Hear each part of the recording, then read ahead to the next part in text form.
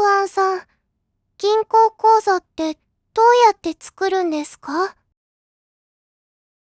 どこの銀行にする？まだ決めていないです。どこがいいですか？僕は、ゆうちょ銀行と楽天銀行を持ってるよ。違いはあるんですか？ゆうちょは、窓口で店の人が手伝ってくれる。楽天は窓口がなくて、ネットで全部自分でやる。窓口とネット、どっちがいい？初めてだから、窓口のゆうちょがいいかな。いいね。ゆうちょは外国人にも人気だよ。どうして人気なんですか？3ヶ月、日本に住んでれば作れるから。他の銀行は6ヶ月以上のところが多いみたい。3ヶ月か。よかった。それなら作れる。在留カードと印鑑があれば作れるよ。印鑑、持ってます。あ、台湾は持っている人多いよね。僕は持ってなくて、印鑑作ったよ。そうなんですね。あと日本の電話番号もいるよ。全部持ってます。じゃあ大丈夫だね。はい。頑張ってみます。いらっしゃいませ。口座を作りたいです。ありがとうございます。本人確認書類はお持ちですか？本人、確認。運転免許証や在留カードなどです。在留カードはあります。ありがとうございます。お預かりしますね。では、こちらの用紙にご記入ください。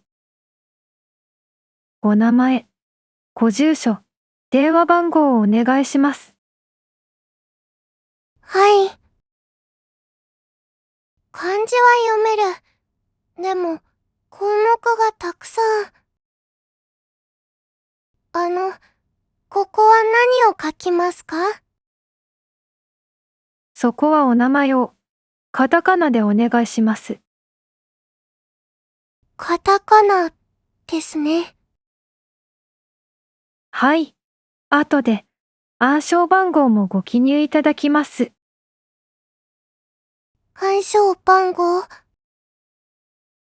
4つの数字です。忘れない番号にしてくださいね。わかりました。では、こちらにご印鑑をお願いします。間違えた。大丈夫ですよ。もう一度こちらに。はい。ご記入ありがとうございます。お電話番号もご記入いただけますか？電話番号。はい。最初の入金は0円からでも大丈夫です。いくら入金されますか5000円、お願いします。？5000円ですね。かしこまりました。では、あちらにおかけになってお待ちください。お待たせしました。通帳です。ありがとうございます。キャッシュカードは後日ご自宅にお送りします。2週間ほどで簡易書留で届きます。すみません。もう一度、いいですか？はい。カードは、今は、お渡しできません。2週間くらいで、お家に、郵便で届きます。受け取るとき、サインが、いりますよ。あ、わかりました。ありがとうございます。本日は、ありがとうございました。ありがとうございました。一人で、できた。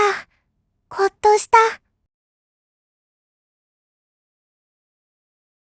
今日は、銀行口座を作った。印鑑を押し直したり、失敗もしたけど、ここは何を書きますかって聞けた。聞けば、優しく教えてくれる。日本の生活、少しずつ慣れてきた気がする。今